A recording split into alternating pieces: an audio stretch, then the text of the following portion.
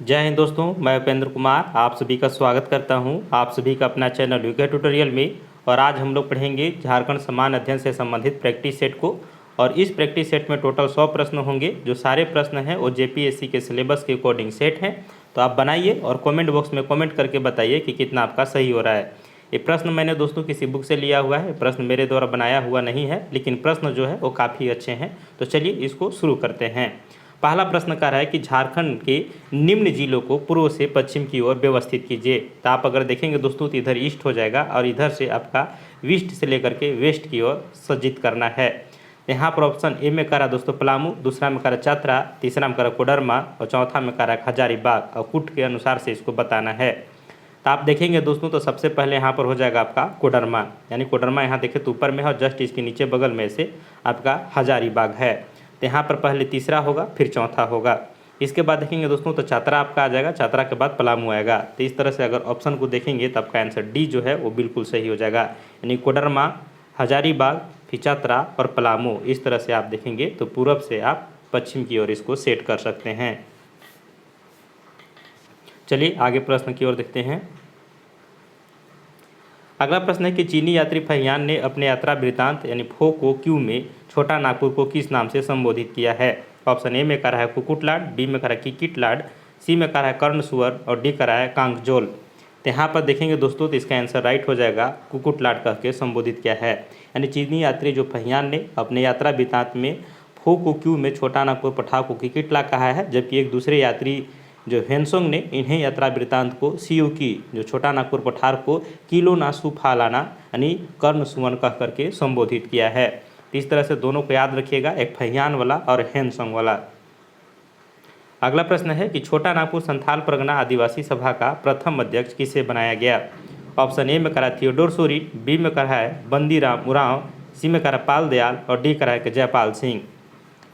तो यहाँ पर सही आंसर हो जाएगा दोस्तों कि थियोडोर सोरेन को प्रथम बार देखें तो आदिवासी सभा का अध्यक्ष नियुक्त किया गया था। 31 मई 1938 ईस्वी कराची में छोटा नागपुर संथाल परगना आदिवासी सभा का गठन किया गया और इसी में देखें तो प्रथम अध्यक्ष के रूप में थियोडोर सोरेन और उपाध्यक्ष बंदीराम उरांव को नियुक्त किया गया था। और पाल दयाल जो थे दोस्तों ये सचिव नियुक्त हुए थे। तो पूछा जाएगा सचिव कौन थे, तो पाल दयाल, बंदीराम जो थे वो उपाध्यक्ष नियुक्त हुए थे और थियोडोर सोरेन अध्यक्ष के रूप में चुने गए थे। अगला प्रश्न है कि यह किसने कहा था कि झारखंड का निर्माण मेरी लाश पर होगी। ऑप्शन ए में कह रहा है श्री कृष्ण सिंह, बी में कह रहा है लालू प्रसाद यादव, सी में कह रहा है पंडित जवाहरलाल नेहरू और डी कह रहा है कि लाल कृष्ण आडवाणी। तो यहाँ पर सही आंसर हो जाएगा कि बिहार के उस समय तत्कालीन मुख्यमंत्री थे लालू प्रसाद यादव और इन्होंने ही टिप्पणी किया था कि झारखंड का निर्माण जो है मेरी लाश पर होगी। तो इस तरह से इसका आंसर बी राइट हो जाएगा। और जब झारखंड का निर्माण हो रहा था दोस्तों उस समय इनकी ही पत्नी जो है वहाँ के मुख्यमंत्री थे। अगला प्रश्न, चुआड़ विद्रोह के दौरान निम्नलिखित में से किस विद्रोही नेता ने नारा दिया था कि अपना गांव अपना राज, दूर भगाओ विदेशी राज। ऑप्शन ए में हो जाएगा जगन्नाथ महतो, बी में हो जाएगा श्याम गंजम, सी में हो जाएगा रघुनाथ महतो और डी में कह रहा मोहन सिंह। तो यहाँ पर अगर देखें दोस्तों तो सही इसका आंसर हो जाएगा रघुनाथ महतो। यहाँ पर देखिए दोस्तों तो चुआड़ विद्रोह के मुख्य विद्रोही नेताओं में से एक रघुनाथ महतो ने 1769 में अपना नारा दिया था कि अपना गांव अपना राज और दूर भगाओ विदेशी राज। चलिए आगे बढ़ते हैं अगले प्रश्न की ओर। अगला प्रश्न कह रहा है दोस्तों कि हो लोगों के उपद्रव को दबाने के लिए पुरहाट राजा का पुनः रफसेज से सहायता याचना करनी पड़ी, तब कब कर्नल रिचर्ड के नेतृत्व में एक बड़ी सेना को लोगों के विरुद्ध भेजी गई थी। ऑप्शन ए कह रहा है दोस्तों कि 1820 में भेजी गई थी, 1821 में, सी करा 1819 में और डी करा 1822 में। इसका सही आंसर हो जाएगा दोस्तों कि आप देखेंगे तो 1821 में भेजी गई थी। आपको ध्यान में होगा कि दक्षिण कोल्हान के हो लोगों ने अंग्रेजों के विद्रोह करना जारी रखा और उपद्रव मचाते रहे और इन्हीं गतिविधियों को देखते हुए पुरहाट राजा को पुनः रफसेज की सहायता की याचना करनी पड़ी थी और परिणाम स्वरूप 1821 ईस्वी में कर्नल रिचर्ड के नेतृत्व में एक बड़ी सेना ने हो लोगों के विरुद्ध भेजी गई थी, जिसे एक देखें तो युद्ध भी होता है यहाँ पर। आगे बढ़ते अगले प्रश्न की ओर। अगला प्रश्न करा गांधी जी की आत्मशुद्धि और त्याग को झारखंड के किस आंदोलन में अपनाया गया। ऑप्शन ए में हो जाएगा ताना भगत आंदोलन, बी में करा हरि बाबा आंदोलन, सी में करा बिरसा आंदोलन और डी करा कि इनमें से सभी में। तो यहाँ पर हो जाएगा दोस्तों कि गांधी जी के आत्मशुद्धि और त्याग को हरि बाबा आंदोलन ने ही अपनाया, क्योंकि उन्होंने ही उम्मीद थी कि इस आंदोलन के जरिए ही दिक्कुओं को भगा सकते हैं।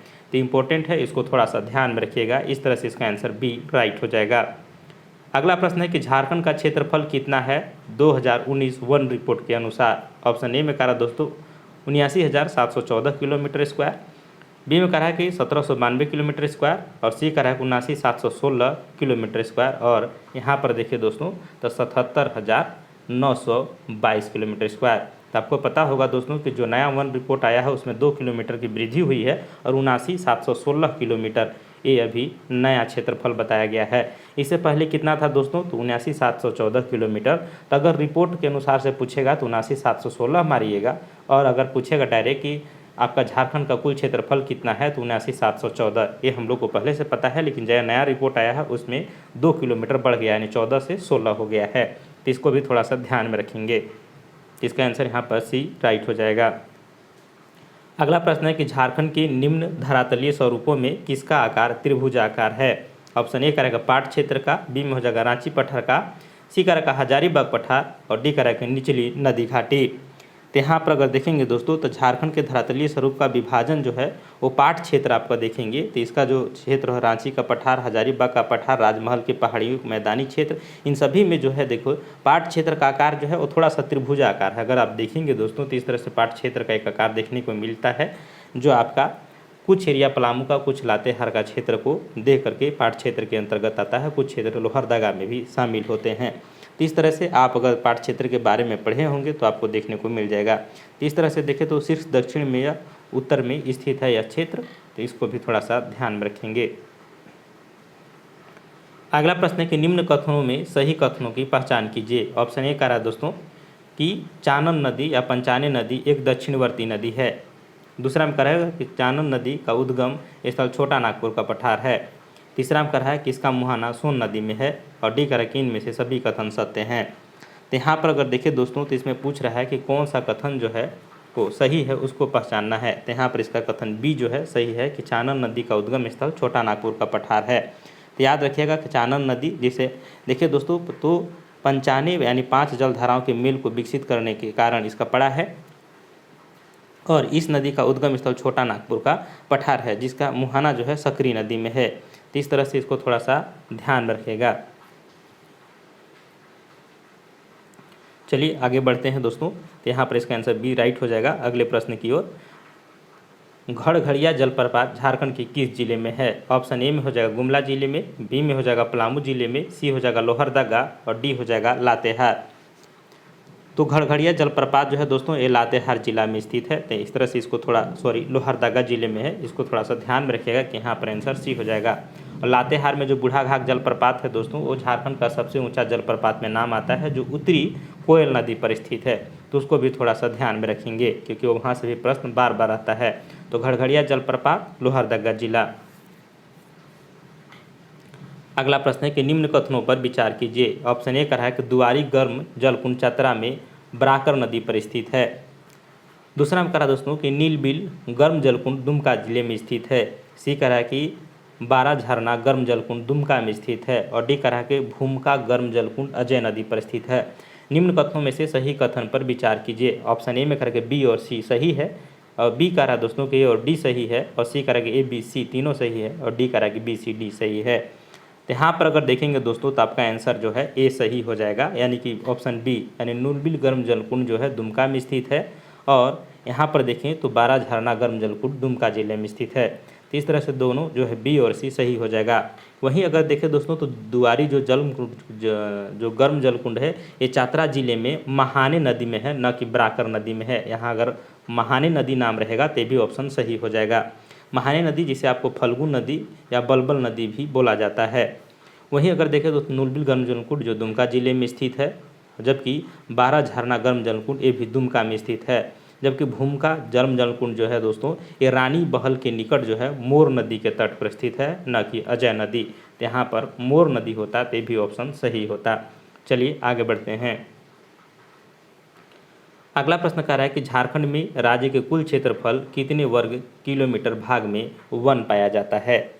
यानी कि झारखंड के जितने भी क्षेत्रफल है दोस्तों, उसमें से कितने वर्ग किलोमीटर क्षेत्र में जो है वो वन पाया जाता है। ऑप्शन ए कह रहा है कि 22,977 वर्ग किलोमीटर, बी में कह रहा है कि 23,611.41 वर्ग किलोमीटर, सी कह रहा है कि 23,651 वर्ग किलोमीटर, और डी कह रहा है कि इनमें से कोई नहीं। तो आपको पता होगा कि जो आर्थिक सर्वेक्षण रिपोर्ट यानी वन रिपोर्ट 2019 के अनुसार अगर देखें दोस्तों, तो झारखंड के कुल क्षेत्रफल आपको बताया कि 2 किलोमीटर बड़ा है, यानी कि 79,716 वर्ग किलोमीटर हो गया है। उसमें से देखें तो 23,611, यानी कि देखिए दोस्तों, तो ये जो है आपका 23,611.41 वर्ग किलोमीटर जो है, इतना में वन का विस्तार है। जो कुल क्षेत्रफल का देखें तो 29.62% है। तो इसको भी आप याद रखेंगे कि कितने क्षेत्रफल में वन है, तो प्रतिशत के आधार पर 29.62%, और अगर क्षेत्रफल में पूछेगा 23,611.41 वर्ग किलोमीटर।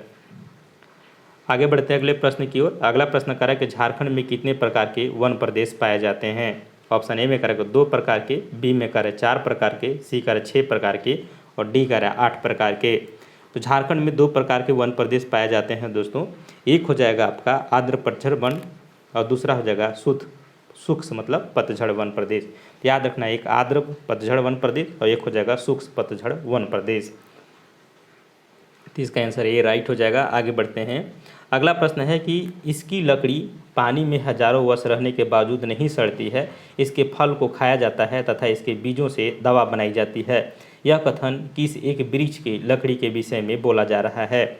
ऑप्शन ए हो जाएगा कटहल, बी में हो जाएगा आम, सी में हो जाएगा जामुन, और डी कह रहा है कि केंदू। तो इसका आंसर सही हो जाएगा दोस्तों, आप अगर देखेंगे तो जामुन हो जाएगा। तो इसको भी थोड़ा सा ध्यान में रखिएगा कि जामुन की लकड़ी हजारों वर्ष पानी में रहने के बावजूद नहीं सड़ती है। और देखते हैं कि जामुन का पेड़ होता है अधिकतर नदी के किनारे ही होता है, जिसको जामुन और उसका जो छोटा फर होता है उसको जमती बोलते हैं। इसी कारण देखिए दोस्तों, तो कुएं का जब निर्माण किया जाता है तो उसका जो धरातल होता है नीचे जो होता है सतह पर, इसका एक गोला बना करके लकड़ी को काट के गोला बनाया जाता है और जोड़ करके उसी से जो है कुएं की नींव रखी जाती है, ताकि जो है नीचे से पानी का अच्छा स्रोत हो, और उससे जो है लकड़ी भी है हजारों साल तक वो सड़ता नहीं है, क्योंकि वो पानी में ही देखिए दोस्तों तो उसका उद्गम हुआ है। ऐसे चलते पानी में रहने की वजह से कुएं में अधिकतर इसका प्रयोग किया जाता है जब कुआं का निर्माण किया जाता है। तहाँ इसके जो फल होते हैं, जामुन का फल दोस्तों खाया जाता है, और इसका जो बीज होता है, बीज को सुखा करके देखें तो लोग जो हैं इसको पीस करके उसको सेवन भी करते हैं। कहा जाता है दोस्तों कि जो शुगर पेशेंट होता है उसके लिए रामबाण के रूप में काम करता है इसका बीज, क्योंकि बहुत कसा होता है, और शुगर के पेशेंट जो है वो जामुन के बीज का बहुत ज़्यादा उपयोग करते हैं, और ये देखें तो बहुत लाभदायक भी होता है। चलिए आगे बढ़ते हैं। अगला प्रश्न है कि तोपचांची अभयारण्य की स्थापना कब की गई। ऑप्शन ए कह रहा है कि 1978 में, बी कह रहा है दोस्तों 1979 में, सी कह रहा है कि 1976 में, और डी कह रहा है कि 1986 में। तो तोपचांची अभयारण्य अगर देखें दोस्तों तो ये आपको पता होगा कि ये वर्ष 1978 ईस्वी में इसका स्थापना किया गया था। वहीं देखिए दोस्तों तो जो लावालौंग अभयारण्य जो चतरा में है, इसका भी देखिए तो स्थापना जो है आपका 1978 में हुआ था। तोपचांची अभयारण्य ध्यान में रखिएगा दोस्तों 1978, और लावालौंग अभयारण्य भी 1978 में। उसी प्रकार अगर आप नाम याद रख सकते हैं कि पारसनाथ अभयारण्य जो गिरिडीह है उसका 1981 में, और कोडरमा अभयारण्य जो कोडरमा में है 1985 में, और पालकोट अभयारण्य जो गुमला में 1990 में। चलिए अगले प्रश्न की ओर बढ़ते हैं। अगला प्रश्न करें वन प्रबंधन नियमावली 2008 के अनुसार वन भूमि पर निवास के अधिकार को अवधारित करने के लिए प्रक्रिया आरंभ करने की शक्ति निम्न में से किसे प्राप्त है। ऑप्शन ए में कह रहा है राज्य सरकार को, बी में कह रहा है उच्च न्यायालय को, सी कह रहा है ग्राम सभा को, और डी कह रहा है कि भारत सरकार को। तो वन प्रबंधन नियमावली 2008 के अनुसार यह कहा गया दोस्तों कि भूमि जो वन भूमि है उसमें रहने वाले लोगों को कैसे चिन्हित किया जाए, ये निर्धारण होगा, ये चिन्हित किया जाएगा आपके ग्राम सभा के द्वारा। तो इस तरह से इसका आंसर सी जो है वो राइट हो जाएगा। अगला प्रश्न दोस्तों कि उरांव के संबंध में निम्न कथनों में से कौन सा कथन जो है वो सत्य नहीं है, यानी कौन सा कथन जो है गलत है। अब ऑप्शन को सुनिए। उरांव अपने को कुड़ुक कहते हैं, ये बिल्कुल सही हो जाएगा दोस्तों। दूसरा में करा उरांव झारखंड की दूसरी सर्वाधिक जनसंख्या वाली जनजाति है, तो ये भी देखिए दोस्तों तो ये भी सही हो जाएगा। सी में कह रहा है कि यह भारत की तीसरी सर्वाधिक जनसंख्या वाली जनजाति है, और डी कह रहा है कि इनमें सभी जो है सही हैं। तो यहाँ पर ध्यान दिखे दोस्तों कि उरांव जनजाति जो है वो भारत की तीसरी सबसे बड़ी जनसंख्या वाली जनजाति नहीं बल्कि चौथी सबसे बड़ी जनसंख्या वाली जनजाति है, क्योंकि पहली जनजाति कौन सी सबसे बड़ी जनजाति, आपका गोंड हो जाएगा, और भारत की दूसरी सबसे बड़ी जनजाति फिर भील, इसके बाद कौन आता है दोस्तों, तो संथाल का नाम आता है। तो 1 2 3 ऐसे ही हो गए, इसके बाद उरांव का जो आएगा दोस्तों चौथा स्थान पर आता है। तो इस तरह से चौथा होगा, अगर तीसरे की जगह में अगर चौथा ऑप्शन रहता तो आपका यहाँ पर सही हो जाता। तो इस तरह से सी जो है आपका गलत हो जाएगा। आगे बढ़ते हैं दोस्तों अगले प्रश्न की ओर। मुंडाओं की युवागिरी को क्या कहा जाता है? ऑप्शन ए में कह रहा है दोस्तों कि गीती ओड़ा, बी में कह रहा है घूम कुरिया, सी में कह रहा है कि ठंडा, और डी कह रहा है दोस्तों कोडवा। तो आपको पता होगा कि मुंडाओं की युवागिरी को देखें दोस्तों तो यहाँ पर गीती ओड़ा कहा जाता है। गीती ओड़ा में क्या कहते हैं कि मुंडा युवक युक्ति जो होता है शिक्षण प्रशिक्षण के रूप में यहाँ पर इनको शिक्षण प्रशिक्षण अपने जनजातीय सभ्यता और संस्कृति को दिया जाता है। जो युवागिरी से आप लोग परिचित होंगे और नहीं जानते होंगे तो हमने एक वीडियो बनाया है, उसमें आप देख लीजिएगा। चलिए आगे बढ़ते हैं अगले प्रश्न की ओर। झारखंड विधानसभा में वित्तीय वर्ष 2019-20 का आर्थिक सर्वेक्षण रिपोर्ट निम्न में से किसके द्वारा पेश किया गया? ऑप्शन ए में हो जाएगा रामेश्वर उरांव, बी में हो जाएगा हेमंत सोरेन, सी में हो जाएगा आलमगीर आलम, डी में करा श्री जगन्नाथ महतो। तो यहाँ पर सही आंसर हो जाएगा कि झारखंड के वित्त मंत्री रामेश्वर उरांव है दोस्तों, और इन्हीं के द्वारा देखें तो वित्त वर्ष 19-20 में आर्थिक सर्वेक्षण रिपोर्ट पेश किया गया था। इसका आंसर ए सही हो जाएगा। आगे बढ़ते हैं कि नीचे दिए गए सिंचाई परियोजना एवं उससे संबंधित जिलों का सही मिलान कीजिए। तो यहाँ पर अगर देखेंगे दोस्तों तो तुरई बराज परियोजना ये कहाँ है दोस्तों, तो तुरई बराज परियोजना आप लोग देख लीजिए एक बार, हम बता रहे हैं। तुरई बराज परियोजना हो जाएगा दोस्तों ये आपका हो जाएगा दुमका जिले में। सकरी गली पंप योजना ये हो जाएगा दोस्तों, ये हो जाएगा साहेबगंज जिला में। तो दूसरा के यहाँ पर देखिए दोस्तों चौथा हो जाएगा। इसके बाद देखिए दोस्तों तो कंस जलाशय परियोजना, तो कंस जलाशय परियोजना है जाएगा ये रांची में, और आपका बटाने जलाशय परियोजना ये हो जाएगा आपका पलामू में। तो इस तरह से अगर मिलाएंगे दोस्तों तो इसका आंसर जो है आपका सी राइट हो जाएगा, यानी तुरई बराज परियोजना जो है दुमका में, सकरी पंप गली योजना जो है साहिबगंज में, और कंस जलाशय परियोजना हो जाएगा रांची में, और बटाने जलाशय परियोजना हो जाएगा पलामू में। तो इसका आंसर सी राइट हो जाएगा। आगे बढ़ते हैं अगले प्रश्न की ओर। अगला प्रश्न कर रहा है कि मयूराक्षी नदी घाटी परियोजना निम्न में से किन किन राज्यों की संयुक्त परियोजना है? ऑप्शन ए में हो जाएगा दोस्तों केवल झारखंड की, बी में हो जाएगा झारखंड और बिहार की, सी में कह रहा है कि झारखंड और पश्चिम बंगाल की, और डी कह रहा है झारखंड और उड़ीसा की। तो मयूराक्षी परियोजना जो है दोस्तों झारखंड एवं पश्चिम बंगाल की संयुक्त परियोजना है। तो इसको भी थोड़ा सा ध्यान में रखिएगा। इस परियोजना के तहत देखो दोस्तों तो मयूराक्षी नदी से ऊपरी भाग में कनाडा बांध तथा दुमका जिले के मसनजोर नामक स्थान पर कनाडा देश की सहायता से बनाई गई है। और इस तरह से दोनों को ध्यान में रखिएगा, कौन से बांध बनाई है, कनाडा और कनाडा देश के सहयोग से, और इस तरह से दोनों राज्य लाभान्वित होते हैं आपका झारखंड और पश्चिम बंगाल। अगला प्रश्न है दोस्तों कि प्रमुख खाने सिंहभूम के मूसाबनी, धोबनी, मुरादा तथा केंदार, डी पत्थरगुंडा एवं घाटशिला निम्न में से किसके लिए प्रसिद्ध है? ऑप्शन ए में हो जाएगा बक्साइट के लिए, बी में हो जाएगा तंबा के लिए, सी में हो जाएगा जस्ता के लिए, और डी करा क्रोमाइट के लिए। तो आपको पता होगा दोस्तों कि यहाँ पर आपके तंबा के लिए प्रसिद्ध है। जैसे घाटशिला का नाम आता है आपको पता होगा तंबा तुरंत आंसर जाता है। तंबा एक अलोह लोहत्विक खनिज है दोस्तों जो सिंहभूम के मौसाबनी, धोबनी, सुरादा तथा केंदी और पत्थरगोंडा एवं घाटशिला में विद्यमान है। कुछ देखें दोस्तों तो हजारीबाग एवं संथाल परगना में जो है तंबा के कुछ हिस्से देखने को मिलता है। अगला प्रश्न दोस्तों कि डोलोमाइट झारखंड के किस क्षेत्र में पाया जाता है? ऑप्शन ए हो जाएगा हजारीबाग, बी में हो जाएगा दोस्तों रांची, सी में हो जाएगा पलामू, और डी कराकी इनमें से सभी। तो आपको पता होगा दोस्तों कि डोलोमाइट जो है ये पलामू जिला में पाया जाता है। तो इसको ध्यान रखें, पलामू जिला या डाल्टनगंज ऑप्शन देगा तो यहाँ पर आप राइट कर लीजिएगा कि डोलोमाइट का अगर देखें क्षेत्र जो है आपका पलामू क्षेत्र है, यानी आपका डाल्टनगंज का एरिया। अगला प्रश्न है कि दामोदर घाटी परियोजना के तहत कोयले पर आधारित प्रथम विद्युत संयंत्र निम्न में से कौन सा था? ऑप्शन ए हो जाएगा बोकारो ताप विद्युत गिरी, बी में हो जाएगा चंदपुरा ताप विद्युत गिरी, सी में हो जाएगा पतरातू ताप विद्युत गिरी, और डी का तेनू घाट ताप विद्युत गिरी। तो यहाँ पर अगर देखेंगे दोस्तों तो दामोदर घाटी परियोजना के तहत देखें कोयले पर आधारित प्रथम विद्युत संयंत्र जो है वो बोकारो ताप विद्युत गिरी स्थापित किया गया था। तो इस तरह से इसको ध्यान में रखिएगा दोस्तों, इसका आंसर ये राइट हो जाएगा। यह दामोदर नदी की एक सहायक नदी बोकारो नदी पर स्थित है जो फरवरी 1953 में यहाँ से बिजली उत्पादन शुरू हो गया था। तो इसको भी थोड़ा आप बना के रख सकते हैं ध्यान में।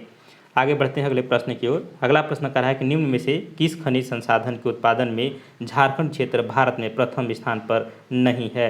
ऑप्शन ए में हो जाएगा दोस्तों काइनाइट, बी में हो जाएगा यूरेनियम, सी में हो जाएगा कोयला और डी कह रहा है कि इनमें से सभी। तो यहाँ पर देखिए दोस्तों, तो इसका आंसर राइट हो जाएगा आपका काइनाइट। काइनाइट के उत्पादन में अगर देखें तो भारत का तृतीय स्थान है। वहीं अगर देखें दोस्तों तो ये जो है ऊपर नीचे फ्लेक्सिबल होते रहता है। कोयला के उत्पादन में कभी देखिएगा छत्तीसगढ़ आगे है, तो कभी उड़ीसा, तो कभी पश्चिम बंगाल।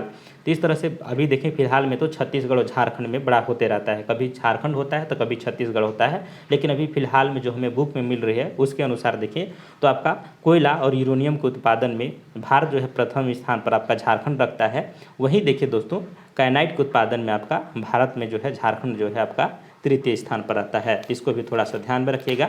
और कहीं कहीं देखिएगा दोस्तों तो कोयला के उत्पादन में आपका छत्तीसगढ़ दे सकता है, लेकिन भंडारण की दृष्टि से तो हम लोग जानते हैं कि झारखंड अग्रणी है, तो थोड़ा सा ऊपर नीचे होते रहता है। तो इसको जो है एग्जाम में थोड़ा देख लीजिएगा। आगे बढ़ते हैं। भारत में स्थित लौह एवं इस्पात उद्योग की 9 बड़ी इकाइयों में कितनी इकाइयाँ झारखंड में स्थित है। यानी कि पूरे देश में देखें तो 9 बड़ी इकाइयाँ कार्यरत है दोस्तों इस्पात उद्योग के लिए, लौह इस्पात उद्योग के लिए। उसमें से कितनी इकाइयाँ जो है आपके झारखंड में है। ऑप्शन ए कह रहा है कि 2 इकाइयाँ, बी में कह रहा है कि 3 इकाइयाँ, सी में कह रहा है 1 इकाई और डी कह रहा है दोस्तों 5 इकाई। तो आपको पता होगा दोस्तों कि भारत में स्थित लौह इस्पात उद्योगों की 9 बड़ी इकाइयों में से 2 इकाई जो है आपके झारखंड में है। आपको पता होगा कि टिस्को जो Tata iron and steel company और एक हो जाएगा बोकारो स्टील प्लांट, 2 जो हैं आपके झारखंड में स्थित हैं। चलिए आगे बढ़ते हैं अगले प्रश्न की ओर। अगला प्रश्न है कि बोकारो स्टील प्लांट में लौह इस्पात का उत्पादन कब प्रारंभ हुआ था। ऑप्शन ए हो जाएगा दोस्तों 1964 में, बी कह रहा है 1972 में, सी कह रहा है 1954 में, डी कह रहा है 1984 में। तो इसका आंसर सही हो जाएगा दोस्तों कि बोकारो स्टील प्लांट की स्थापना 1964 में की गई थी और इसके देखें तो 8 साल बाद यानी कि 2 अक्टूबर 1972 ईस्वी को यहाँ से उत्पादन शुरू हो गया था। तो स्थापना कब हुआ तो 1964 में और उत्पादन शुरू हुआ था आपका 1972 में, यानी टोटल देखें दोस्तों तो 8 साल बाद उत्पादन प्रारंभ हुआ था। अगला प्रश्न है कि इंडियन कॉपर कॉरपोरेशन ने कब घाटशिला के पास तांबा शोधन केंद्र स्थापित किया था। ऑप्शन ए हो जाएगा 1924 में, बी करा 1926 में, सी करा 1930 में और डी करा 1946 में। तो यहाँ पर ध्यान में रखिएगा दोस्तों कि इंडियन कॉपर कॉरपोरेशन ने घाटशिला में 1930 ईस्वी में जो है वो तांबा शोधन केंद्र स्थापित किया था। इस तरह से देखें तो तांबा शोधन केंद्र झारखंड में और भी है दोस्तों, और इससे रिलेटेड प्रश्न पूछ सकता है। जैसे हिंदुस्तान कॉपर लिमिटेड कहाँ है तो जादूगोड़ा में है, इंडियन केबल कंपनी लिमिटेड कहाँ है तो जमशेदपुर में है, और इंडियन कॉपर कॉरपोरेशन कहाँ है ते भी घाटशिला में है। तो इस तरह से आप इसको भी ध्यान में रखिएगा और डायरेक्ट प्रश्न यहाँ से रहते हैं। अगला प्रश्न है कि झारखंड में स्थापित सीमेंट कारखानों में निम्न में से कौन सा लौह इस्पात उद्योग के अपशिष्ट पर आधारित है। यानी कि सीमेंट जो है दोस्तों देखते हैं कि चूना पत्थर से बनाया जाता है, लेकिन एक जो सीमेंट कारखाना है जो लोह इस्पात के जो अपशिष्ट निकल रहे हैं उससे बनाया जा रहा है, उसको बताना है। ऑप्शन ए में कह रहा है झीक पानी, बी में कह रहा है दोस्तों खिलाड़ी, सी में कह रहा है जापला और डी कह रहा है कुमार धुब्बी। तो इसका आंसर राइट हो जाएगा दोस्तों कि झीक पानी सीमेंट कारखाना जो है वो झारखंड के पश्चिमी सिंहभूम में स्थापित है, और यह जो है लोह इस्पात उद्योग पर अपशिष्ट पर आधारित है जिसे स्लेक कहते हैं। और जमशेदपुर जो सीमेंट कारखाना है दोस्तों ये भी स्लेक पर आधारित ही है। तो इस तरह से थोड़ा सा आपको ध्यान में रखना है। चलिए आगे बढ़ते हैं। अगला प्रश्न है कि सिंदरी कारखाना में निम्न में से किस प्रकार का उर्वरक उत्पादित किया जाता है। ऑप्शन ए में करा अमोनिया, बी में करा नाइट्रेट, सी में करा यूरिया और डी करा कि इनमें से सभी। तो आपको पता होगा कि झारखंड के सिंदरी में देखिए दोस्तों तो कारखाने में 3 प्रकार के उर्वरक उत्पादन किया जाता है, जिसमें से अमोनियम सल्फेट, नाइट्रेट और यूरिया तीनों आते हैं। तो यहाँ पर उपरोक्त सभी आंसर सही हो जाएगा।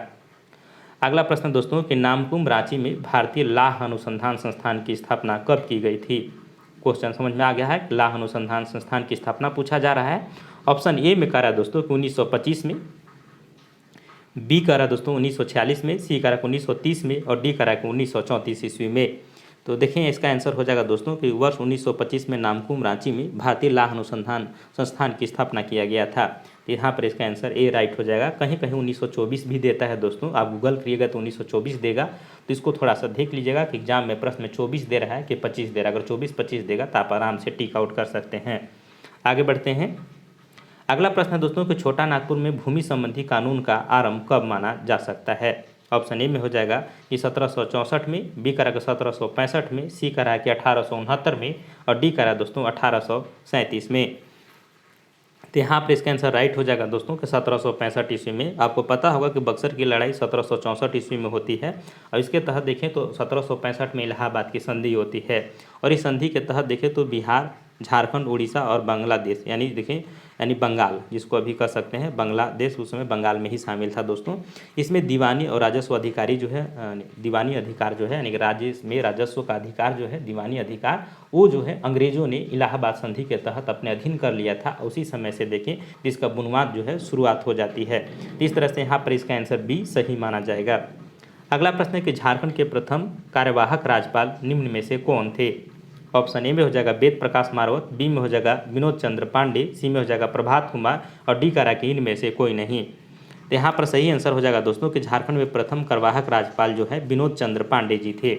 इनका अगर कार्यकाल देखें दोस्तों तो इनका कार्यकाल 4 फरवरी 2002 से यानी 4 फरवरी 2002 से अगर देखें दोस्तों तो इसका 14 जुलाई जो है ये आपका 2002 तक था, यानी कि कुछ ही दिनों का था दोस्तों, 2-4 महीने का।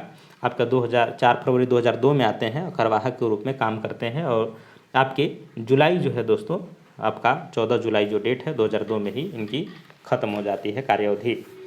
चलिए आगे बढ़ते हैं। अगला प्रश्न है दोस्तों कि मुंडारी खुट कटीदारी के अंतर्गत सम्मिलित है। ऑप्शन ए में करा दोस्तों कि ऐसी किसी मुंडारी की नर परंपरा या नर वारिस जब उनका ऐसी भूमि पर कब्जा हो या उस पर कोई अस्तित्व हक हो। दूसरा में करा दोस्तों कि ऐसी भूमि या किसी ऐसे प्रभु के विषय में जो ऐसे मुंडारी या उसके नर परंपरा के वंशजों को कब्जे में लगातार रही हो के वंशज। बी में कह रहे हैं यहाँ पर देखिए सी कह रहा है दोस्तों ए और बी दोनों सही है और डी कह रहा है कि इनमें से कोई नहीं। तो मुंडारी और कुटकटीदारी के अंतर्गत देखिए दोस्तों तो दोनों सही हो जाएगा कि नर वरस जो परंपरा है और नर परंपरा के अनुसार जो नर वारिस होंगे उनके वंशजों के कब्जे के लगातार रही हो तो उसे ही देखें तो मुंडारी खुटकटीदारी माना जाएगा। आपको पता होगा जो मुंडाओं लोगों ने सबसे पहले जो झारखंड में आए तो उन्होंने जिस जंगल को साफ करके भूमि बनाया और उस भूमि पर रहने लगे बसने लगे तो उसी भूमि को कहा गया मुंडारी भूमि खुटकटीदारी यानी खुटकटीदारी भूमि उसी को कहा गया, यानी कि उन्होंने जंगल को काट काट के खूंट को साफ किया है, इसी चलते भूमि को खुटकटीदारी कहा गया है, इसी तरह उसको हक दिया गया है। चलिए आगे बढ़ते हैं। अगला प्रश्न कह रहा है कि जिस क्षेत्र के बारे में पूर्व में लगान दिया जाता हो उस क्षेत्र के अतिरिक्त धारित भूमि के बारे में वृद्धि का आवेदन में अंतर्निहित होगा।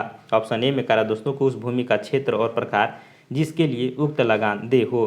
बी में कह रहा दोस्तों कि प्रोत्साहन वर्ग में भूमिका के लिए ग्राम में प्रचलित सामान्य दर। सी में कह रहा कि वह रीति जिसमें उक्त भूमि निर्धारित की गई हो या की जाती हो और डी कह रहा दोस्तों उपरोक्त सभी।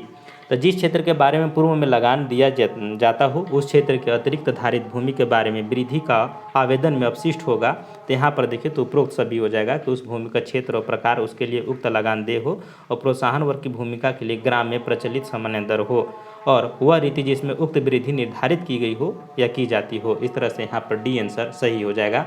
आप धारा 31 पढ़ेंगे दोस्तों तो इसमें साफ साफ उल्लेख देखने को मिलेगा। चलिए आगे बढ़ते हैं दोस्तों अगले प्रश्न की ओर। अगला प्रश्न है कि छोटा नागपुर काश्तकारी अधिनियम 1908 के प्रारंभ के पश्चात भूस्वामी और काश्तकार के बीच की गई संविदा की कोई बात। यहाँ पर ए में करा दोस्तों कि किसी रैयत को अधिनियम के अनुसार भूमि से अधिभोगाधिकार अर्जित करने से नहीं रोकेगी। बी में करा दोस्तों किसी अधिभोगी रैयत की धारा 21 द्वारा अधिकृत भूमि का उपयोग के अधिकार को न तो कोई छीनेगा और न ही कोई सीमित करेगा। सी में कह रहा है कि किसी भी काश्तकारी या भूस्वामी की धारा 61 के अधीन लगान की संराक्षीकरण के लिए आवेदन करने का अधिकार को नहीं छीनेगी और डी कह रहा है उपरोक्त सभी कथन जो है वो सत्य होंगे। तो यहाँ पर देखें दोस्तों तो उपरोक्त जो है सभी कथन सत्य हो जाएंगे। 1 मिनट दोस्तों अजान हो रहा है थोड़ा होल्ड। तो यहाँ पर अगर देखें दोस्तों तो यहाँ पर आपको समझ में आ जाएगा कि छोटा नागपुर काश्तकारी अधिनियम के अगर धारा 69 पढ़ेंगे दोस्तों 79 पढ़ेंगे 79 धारा में तो स्पष्ट कहा गया है कि इसमें कि भूस्वामी और काश्तकार के बीच में की गई किसी संविदा के बारे में वो बंद किया गया है। तो उस अनुसार से अगर देखेंगे दोस्तों तो उपरोक्त जो है सभी कथन आपके सत्य हो जाएंगे। आप धारा 21 बहुत इंपॉर्टेंट है दोस्तों, जब भी एग्जाम देने जाएंगे तो धारा 21 को पढ़ के जाएंगे।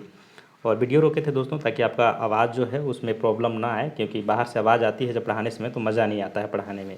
तो चलिए कंटिन्यू आगे करते हैं, आगे बढ़ते हैं।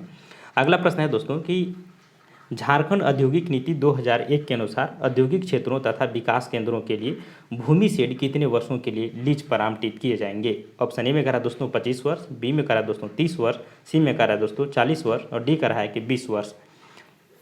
तो यहाँ पर आपको ध्यान में होगा दोस्तों कि झारखंड की औद्योगिक नीति के अंतर्गत यह कहा गया है कि कोई भी भूमि को है आवंटित किया जाएगा वो 30 वर्षों के लिए लीज पर दिया जाएगा और 30 वर्षों बाद फिर से आपको पुनः उसको रिव्यू कराना पड़ेगा, यानी पुनः उसको लीज पर लेने के लिए फिर से वही प्रक्रिया का दर रिन्यूअल कराना पड़ेगा।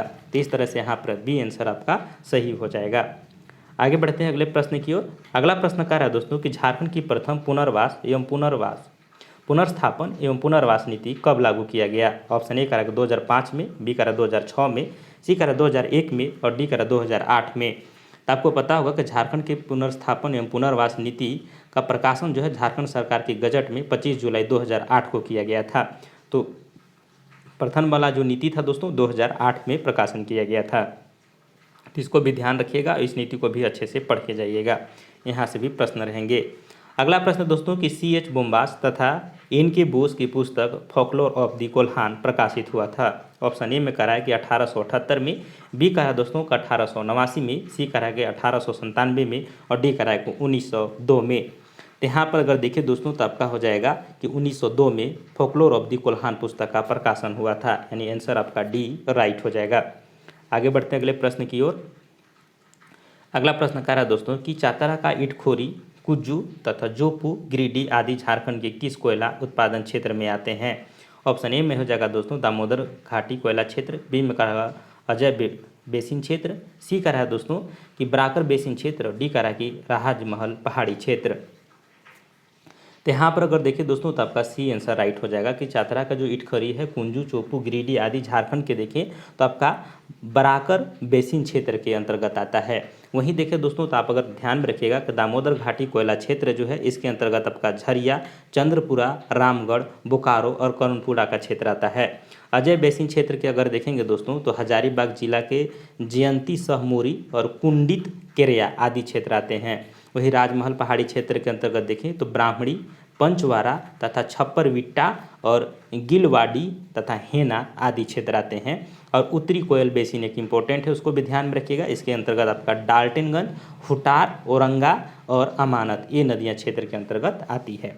चलिए आगे बढ़ते हैं।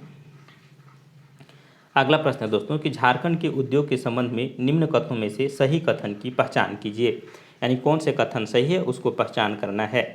ऑप्शन ए में कह रहा है कि झारखंड में उद्योगों की जितना विकास होना चाहिए उतना नहीं हो पाया है। दूसरा में कह रहा है दोस्तों कि झारखंड क्षेत्र में जितनी मात्रा में खनिज मिलती है उतने कल कारखाने नहीं हैं। सी में कह रहा है कि अधिकांश खनिज कच्चे माल के रूप में बाहर चला जाता है और डी कह रहा है कि इसमें सभी सही है। तो यहाँ पर देखिए दोस्तों कि सभी कथन आपको सही दिखाई देंगे कि झारखंड में जितना उद्योग की जितना विकास होना चाहिए था, यानी जितने यहाँ पर खनिज संसाधन हैं उतना उसका उपयोग नहीं हो पा रहा है, उतना विकास नहीं हो पाया है। उसी प्रकार देख रहे हैं कि जितनी मात्रा में खनिज मिलते हैं उतनी मात्रा में यहाँ कल कारखाने भी नहीं है और अधिकांश खनिज देख रहे हैं तो हमारे जो है दूसरे जगह निर्यात कर दिए जा रहे हैं, दूसरे प्लांट में भेज दिए जा रहे हैं। तो इस तरह से सभी कथन सत्य हो जाएंगे। अगला प्रश्न है कि जमशेदपुर सीमेंट कारखाना निम्न में से किस कंपनी के अधीन कार्यरत है। ऑप्शन ए में हो जाएगा दोस्तों एसोसिएट सीमेंट कारखाना, बी में कह रहा है लाफार्ज सीमेंट कारखाना, सी में कह रहा है दोस्तों अल्ट्राटेक सीमेंट कारखाना और डी कह रहा है कि इनमें से कोई नहीं। तो आपको यहाँ देखेंगे दोस्तों तो आपको याद होगा कि जमशेदपुर का जो सीमेंट कारखाना है वो लाफार्ज सीमेंट कारखाना के अधीन कार्य कर रहा है। तो इस तरह से इसका आंसर बी हो जाएगा। जबकि देखिए दोस्तों तो जो खिलाड़ी सीमेंट कारखाना है वो एसोसिएटेड सीमेंट कारखाना का अधीन कार्य करता है। तो ये जो है दोस्तों एसोसिएट सीमेंट कारखाना ये हो जाएगा आपका खलारी वाला। तो इसको भी थोड़ा सा ध्यान रखिएगा।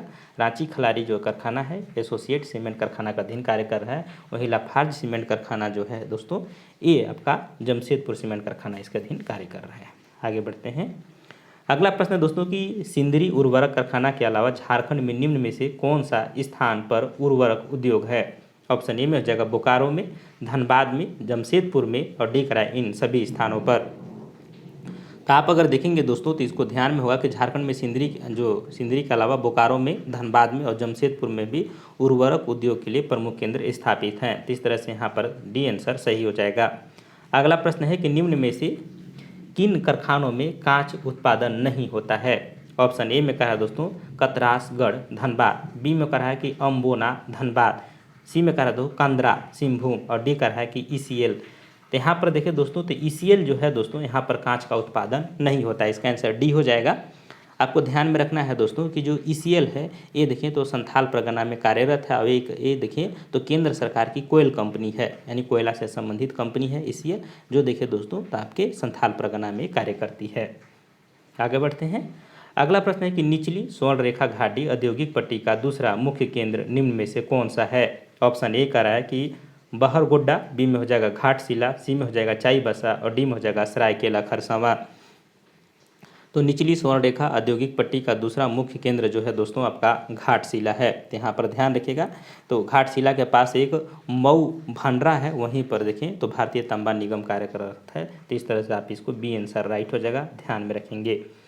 अगला प्रश्न है दोस्तों कि मुंडा शासन व्यवस्था में संपत्ति पर महिलाओं के अधिकार के संबंध में निम्न कथनों में से कौन सा कथन सत्य है।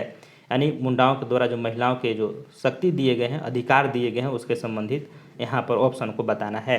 ऑप्शन ए कह रहा है कि यदि कोई महिला पिता के घर में अविवाहित रहती है तो उसे भरण पोषण के लिए जमीन का कुछ हिस्सा दिया जाता है।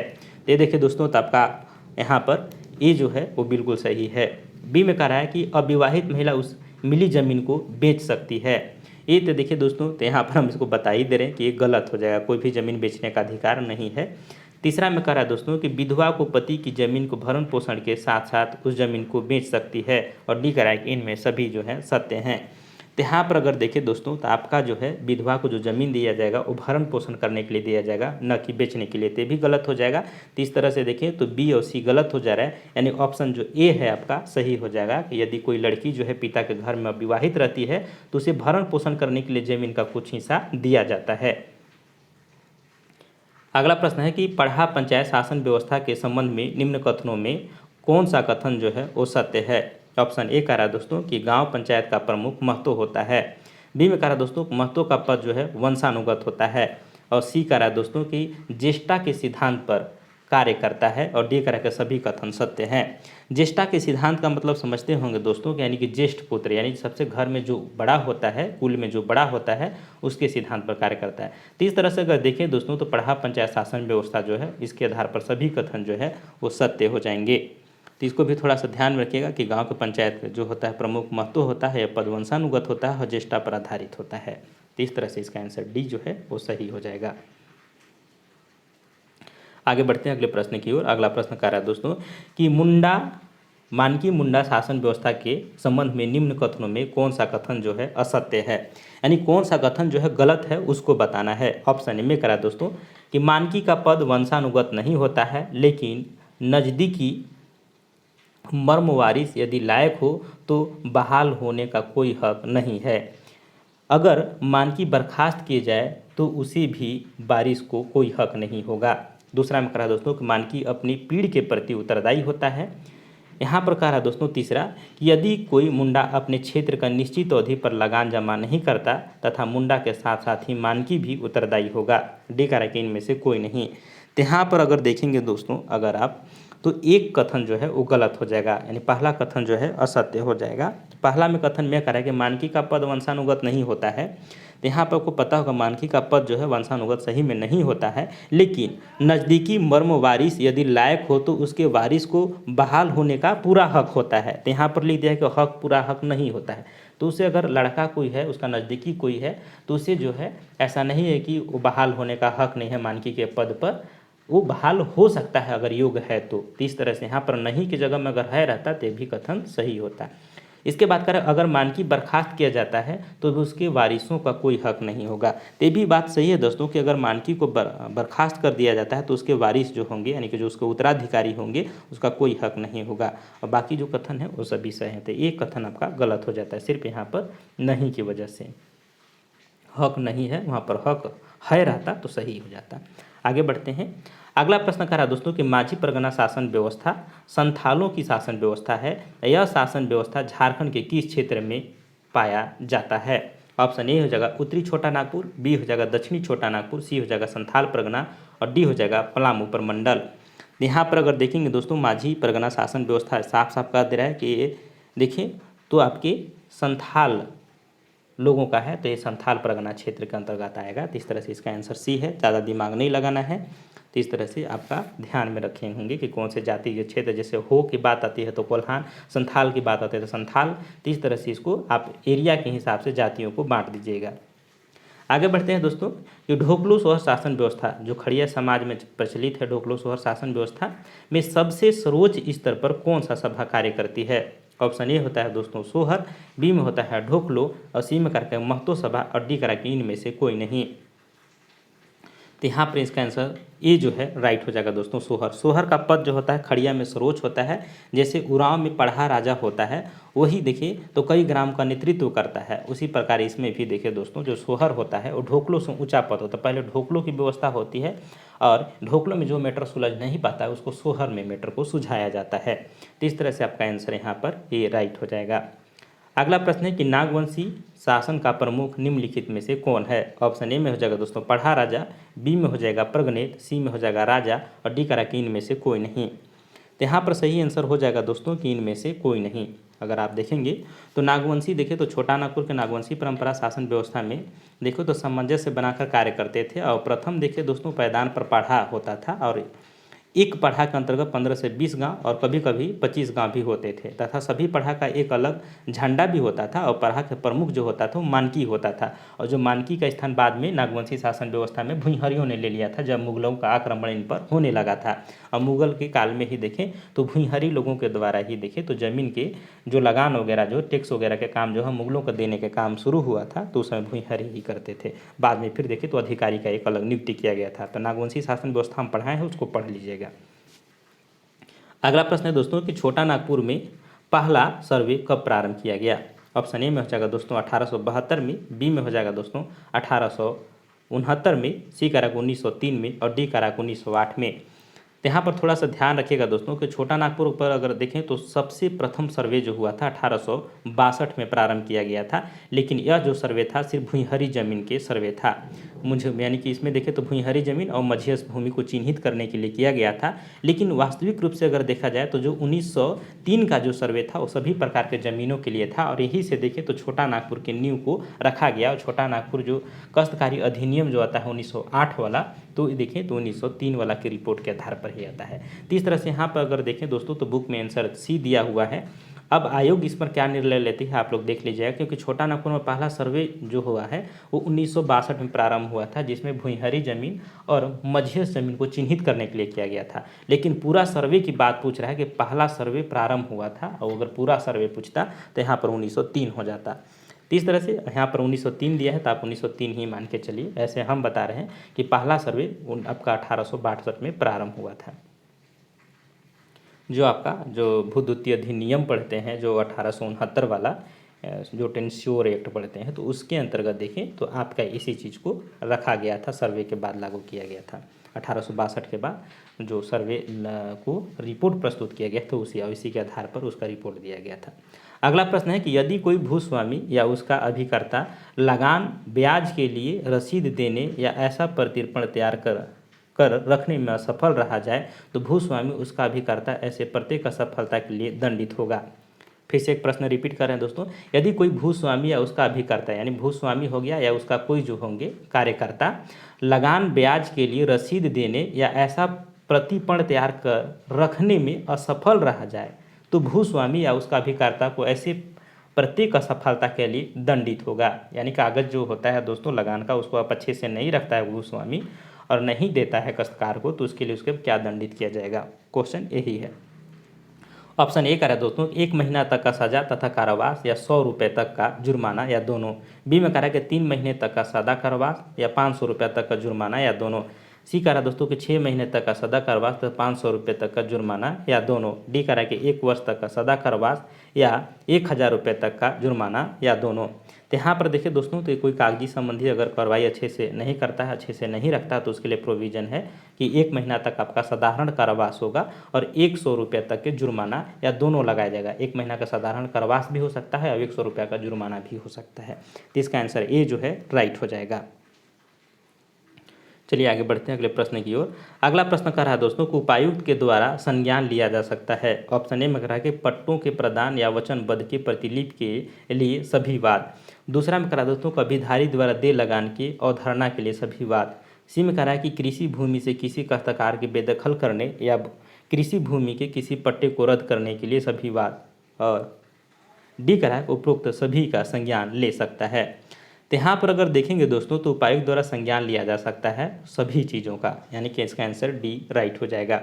उपायुक्त जो होंगे दोस्तों वो पट्टा प्रदान करने को वचनबद्ध के लिए प्रतिलेख के लिए वाद ले सकता है, अभिधारी द्वारा दे लगान की अवधारणा के लिए भी वाद ले सकता है, और कृषि भूमि के किसी काश्तकार के बेदखल करने या भूमि संबंधी किसी पट्टे को रद्द करने के लिए भी वाद ले सकता है, यानी कि यहाँ पर डी आंसर राइट हो जाएगा। अगला प्रश्न है कि निष्पादन वारंट उपायुक्त के द्वारा हस्तांतरित होने के बाद से अधिक काल अवधि तक प्रभावी रहेंगे। तो यहाँ पर अगर देखें दोस्तों तो इसका आंसर ऑप्शन ए में करा है 30 दिनों तक, बी में करा है दोस्तों 45 दिनों तक, सी में करा 60 दिनों तक और डी करा है 90 दिनों तक। तो यहाँ पर साफ करा है दोस्तों कि निष्पादन वारंट अगर उपायुक्त के द्वारा हस्ताक्षरित होने के बाद से अगर मतलब जिस दिन वो हस्ताक्षरित होकर कोई वारंट जारी करते हैं तो उस दिन की काल अवधि निर्धारित किया गया है, वो होगा 60 दिनों तक वो रहेंगे। तो इसको भी थोड़ा सा ध्यान में रखिएगा दोस्तों। इसका आंसर यहाँ पर सी राइट हो जाएगा। SCNT एक्ट की धारा 168 के अनुसार इसमें उपबंध किया गया है। आगे बढ़ते हैं कि एक पक्षीय डिग्री के विरुद्ध अपील का उपबंध है। ऑप्शन ए में करा है कि धारा 221 में, बी में करा दोस्तों कि धारा 228 में, सी करा का धारा 219 में और डी करा का धारा 222 में। तो यहाँ पर देखिए एक पक्षीय डिग्री के विरुद्ध अपील का उपबंध जो है ये हो जाएगा आपका धारा जो है 222 में किया गया है। आपका अगर 221 की बात करें दोस्तों तो इसमें क्या है अपील का पुनः ग्रहण करने के लिए, वहीं 228 जो है दोस्तों इसमें उपबंध किया गया है आपका कि निर्णय अपास्त करने या आदेश अंतिम होगा किंतु अपास्त करने के आवेदन की अस्वीकृति अपीलीय होगी। और धारा जो है आपका 219 भी उपायुक्त के पास अपील कब उपस्थिति की जाएगी इसके बारे में उपबंध है। तो इस तरह से थोड़ा ध्यान में रख सकते हैं। आगे बढ़ते हैं। अगला प्रश्न है दोस्तों कि उपायुक्त अपने कर्तव्यों के पालन और अपनी शक्तियों के प्रयोग में निर्देशों और नियंत्रणों के अध्ययन करेंगे।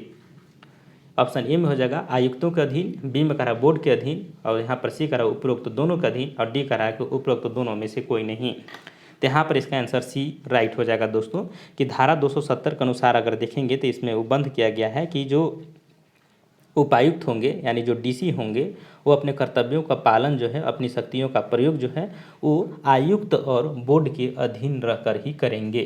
तो इस तरह से यहाँ पर सी आंसर राइट हो जाएगा। अगला प्रश्न दोस्तों कि रैयत को अपने और अपने परिवार के घरेलू अथवा कृषि संबंधी प्रयोजन में निर्मित अपनी जोत में ईंट और खपड़े बनाने का अधिकार होगा। ऑप्शन ए में हो जाएगा दोस्तों कि बिना किसी अधिकार शुल्क या अन्य प्रकार के देने के अलावा। दूसरा में करा दोस्तों कि अधिकार शुल्क या अन्य प्रकार के अधीन रहते हुए। सी में करा दोस्तों कि निर्माण के हिसाब से अधिकार शुल्क दे होने पर। डी करा दोस्तों कि उपरोक्त में से कोई नहीं। तो आपको ध्यान में होगा दोस्तों कि कोई भी रैयत जो है अपनी ज़मीन पर जो है ईंट बना सकता है और अपने लिए खपड़े का निर्माण कर सकता है घर बनाने के लिए, उसके लिए कोई भी उसे शुल्क देने का ज़रूरत नहीं पड़ता है। तो यहाँ पर जगह बिना किसी अधिकार शुल्क के या अन्य प्रकार के कोई भी शुल्क दिए जो है इसका उपयोग कर सकता है। तो यहाँ पर इसका आंसर ये राइट हो जाएगा। अगला प्रश्न है कि प्रत्येक रैयत के लगान का लेखा रखेगा। ऑप्शन ए हो जाएगा मूल रैयत, बी में हो जाएगा ग्राम प्रधान, सी में हो जाएगा भूस्वामी और डी करा उपरोक्त सभी। तो आपको ध्यान में रखना है दोस्तों कि यहाँ पर कि इस धारा में SCNT एक्ट के धारा में अगर देखिए दोस्तों तो आपका उपबंध किया गया है, SPT एक्ट के धारा में उपबंध किया गया दोस्तों 46 में कि यहाँ पर कहा गया कि मूल रैयत, ग्राम प्रधान और भूस्वामी जो है उपरोक्त तीनों जो होंगे वो प्रत्येक रैयत के लगान के लेखा जोखा रखेंगे। आगे बढ़ते हैं। अगला प्रश्न दोस्तों कि संथाल परगना भूधारक अनुपूरक उपबंध अधिनियम 1949 को शासन की अनुमति प्राप्त हुई। ऑप्शन ए करा कि 1 मार्च 1949 को, बी में करा 1 फरवरी 1949 को, सी करा कि 1 अप्रैल 1949, डी करा कि 1 सितंबर 1949 को। तो संथाल परगना काश्तकारी अधिनियम को देखिए दोस्तों तो शासन के द्वारा अनुमति मिला था 1 अप्रैल 1949 को। तो इसका आंसर सी राइट हो जाएगा। अगला प्रश्न है दोस्तों कि झारखंड औद्योगिक नीति 2001 के अनुसार उद्योग विशेष गतिविधियों को प्रोत्साहन करने हेतु सरकार को कितनी मिनी विकास केंद्र स्थापित करने का प्रस्ताव है। ऑप्शन ए में हो जाएगा 5, बी में हो जाएगा दोस्तों 6, सी में हो जाएगा 7 और डी में हो जाएगा 8। तो झारखंड औद्योगिक नीति 2001 में आप पढ़े होंगे दोस्तों कि 8 जो ऐसे उद्योग होंगे जिसको देखें तो सरकार जो है यानी कि यहाँ पर देखें तो विकास केंद्र स्थापित करने का निर्णय लिया है। तो 8 केंद्रों पर विकास केंद्र स्थापित किए जाएंगे। आप अगर देखेंगे दोस्तों तो नाम भी याद रख सकते हैं कि चाईबासा एवं गोड्डा में तसर रेशम पार्क स्थापित होगा, रांची और दुमका में कृषि आधारित फूड प्रोसेसिंग पार्क, और कोडरमा में प्लास्टिक पार्क, नामकुम टाटी सिल्वे में इलेक्ट्रॉनिक पार्क, और धनबाद में रियायत प्रोत्साहन औद्योगिक पार्क, और रांची जमशेदपुर में सॉफ्टवेयर पार्क, और 8वां जो है दोस्तों बायोटेक और हर्बल्स पार्क निर्माण किए जाएंगे। चलिए आगे बढ़ते हैं। अगला प्रश्न है दोस्तों कि झारखंड औद्योगिक नीति 2012 के अनुसार राज्य सरकार में कुछ औद्योगिक गलियारा बनाने का निर्णय लिया, उनमें से या जिनमें से कौन सा औद्योगिक गलियारा शामिल है। ऑप्शन ए हो जाएगा दोस्तों कोडरमा बारागोडा औद्योगिक गलियारा, बी में का जगह पतरातू रांची रामगढ़ राष्ट्रीय राजमार्ग के दोनों ओर 25 किलोमीटर तक के किया जाएगा, सी में करा दोस्तों के और बी दोनों, और डी करा कि इनमें से कोई नहीं। तो आप देखेंगे दोस्तों औद्योगिक नीति 2012 पढ़ेंगे, उसमें साफ साफ कहा गया है कि कोडरमा बारागोडा औद्योगिक गलियारा बनाया जाएगा और साथ में पतरातू रांची रामगढ़ राष्ट्रीय मार्ग के दोनों ओर से 25 किलोमीटर तक ये बनाया जाएगा, यानी कि सी आंसर आपका राइट हो जाएगा। अगला प्रश्न दोस्तों कि पुनर्स्थापन एवं पुनर्वास योजना के तहत की गई किसी घोषणा को कम से कम कितने समाचार पत्रों में प्रकाशित किया जाना अनिवार्य है। ऑप्शन ए में हो जाएगा 1 समाचार पत्र, दूसरा में करा दोस्तों 2 समाचार, तीसरा में करा 4 समाचार पत्र, और चौथा ऑप्शन करा कि 3 समाचार पत्र। तो यहाँ पर आपको पता होगा दोस्तों कि पुनर्स्थापन एवं पुनर्वास योजना के तहत जो है ये घोषणा जो है 3 समाचार पत्रों में प्रकाशन किया जाएगा, जिसमें से देखिए दोस्तों तो 3 समाचार पत्रों में से एक कहा गया कि 2 समाचार पत्र जो होंगे वो हिंदी भाषा के होंगे। तो इस तरह से आपको यहाँ पर 3 में से 2 जो होंगे दोस्तों वो हिंदी भाषा में प्रकाशन किया जाएगा, इसको भी ध्यान में रखिएगा। आगे बढ़ते हैं तो इसका आंसर डी राइट हो जाएगा। अगला प्रश्न है कि नक्सलियों के प्रत्यार्पण एवं पुनर्वास हेतु नई नीति 2015 के तहत कितनी राशि पुनर्वास अनुदान के रूप में प्रत्यार्पित श्रेणी बी के उग्रवादियों को प्रदान किए जाने का प्रावधान किया गया है। ऑप्शन ए में करा दोस्तों कि 5 लाख रुपए, बी में करा है कि 2.5 लाख रुपए, सी करा है कि 4 लाख रुपए, और डी करा है कि इनमें से कोई नहीं।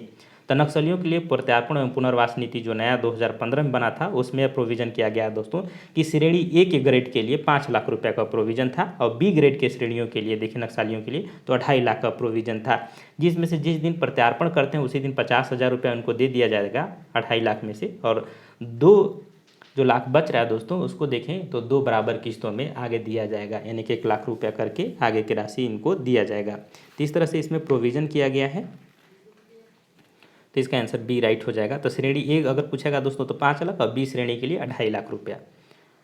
अगला प्रश्न है कि बाबूलाल मरांडी के द्वारा बनाया गया झारखंड की स्थानीय नीति को विवादित हो गया था। ऑप्शन ए में करा दोस्तों बिहार की स्थानीय नीति को कॉपी कर झारखंड में लागू किए जाने से, दूसरा में करा दोस्तों कि जनजातीय समर्थन एवं सदानी विरोध होने की वजह से, तीसरा में करा दोस्तों कि ईसाई जनजातियों की खुला समर्थन दिए जाने से, और डी करा कि इनमें से सभी। तो यहाँ पर आंसर अगर देखेंगे दोस्तों तो बाबूलाल मरांडी के द्वारा बनाया गया झारखंड की स्थानीय नीति विवादित हो गया था और लागू नहीं हो पाया था।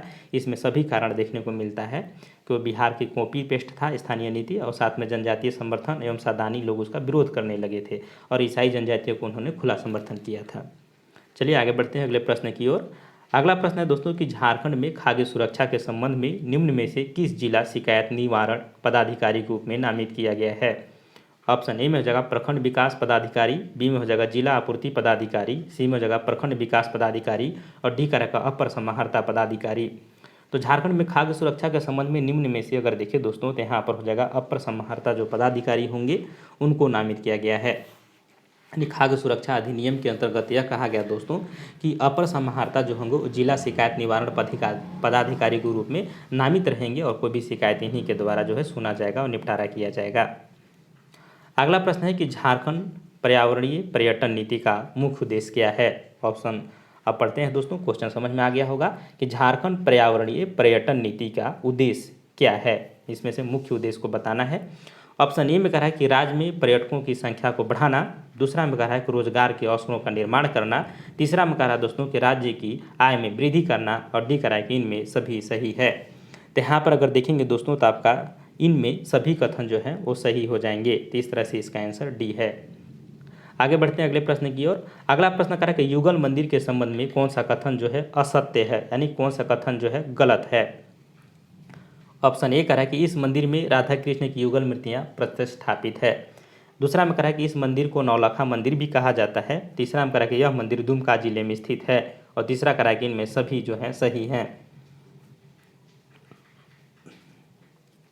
तो यहाँ पर देखना है दोस्तों कि इसमें सभी कथन सही हो जाएंगे, लेकिन एक कथन जो आपका गलत हो रहा है वो तीसरा कथन, कि यह मंदिर दुमका जिले में न होकर के देवघर जिले में स्थित है। तो याद रखिएगा कि इस मंदिर में राधा कृष्ण की युगल मूर्तियाँ प्रतिष्ठापित है।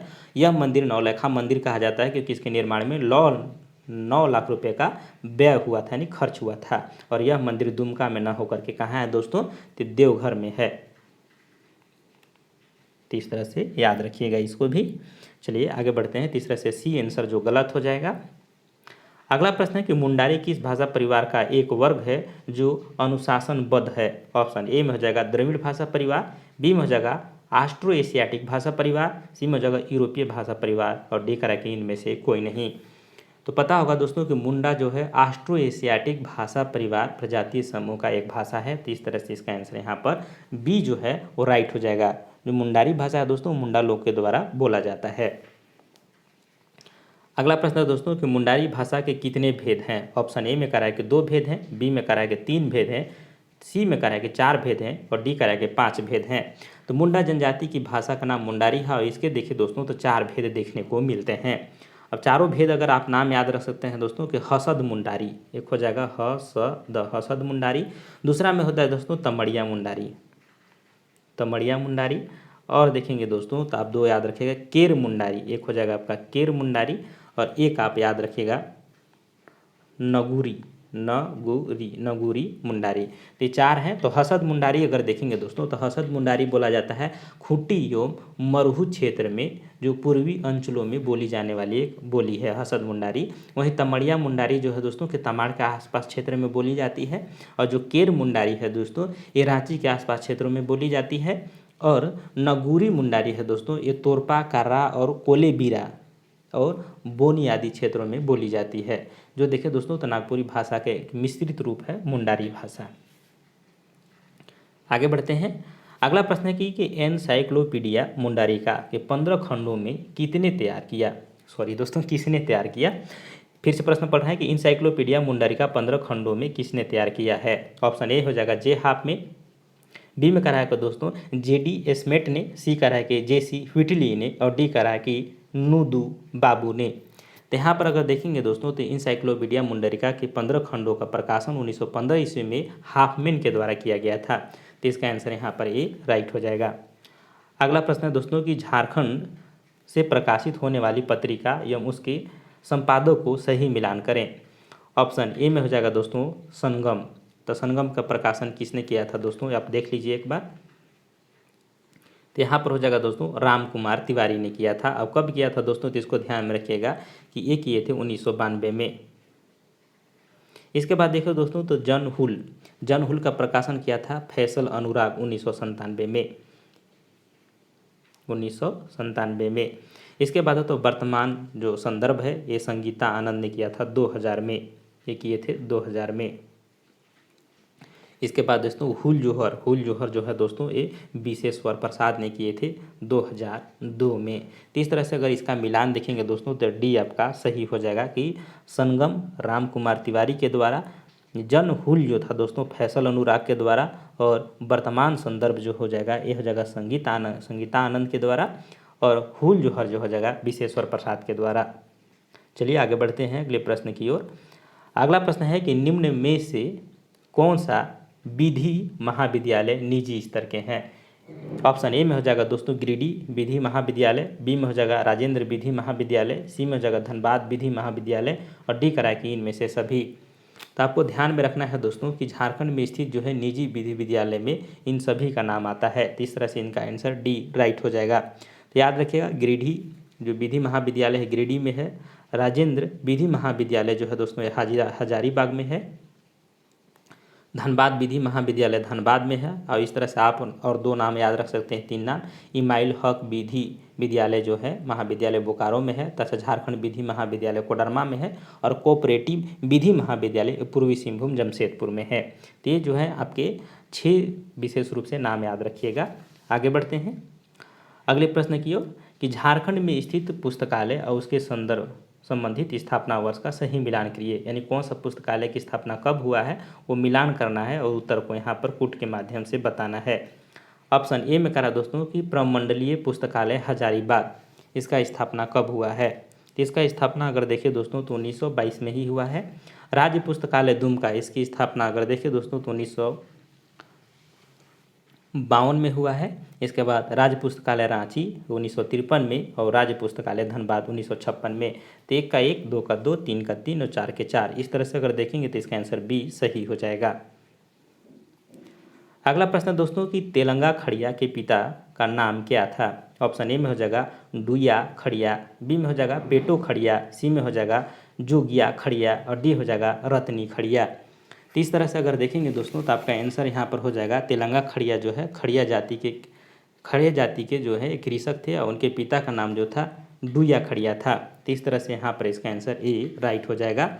और इनके माता का नाम भी याद रख सकते हैं दोस्तों कि पेटो खड़िया जो है इनके माता का नाम था और उनकी पत्नी का नाम था रत्नी खड़िया। ये पत्नी का नाम था आपका रत्नी खड़िया और पुत्र का नाम था दोस्तों जोगिया खड़िया। तो इस तरह से आप ध्यान में रखिएगा, पिता का नाम हो जाएगा डुया खड़िया, पत्नी का नाम था पेटो खड़िया और रत्नी खड़िया जो है दोस्तों, अरे सॉरी ये माता का नाम था दोस्तों, कन्फ्यूजन हो रहा है, ये पिता हो जाएगा, ऐसे लिख देते हैं तो कन्फ्यूजन नहीं हो जाएगा।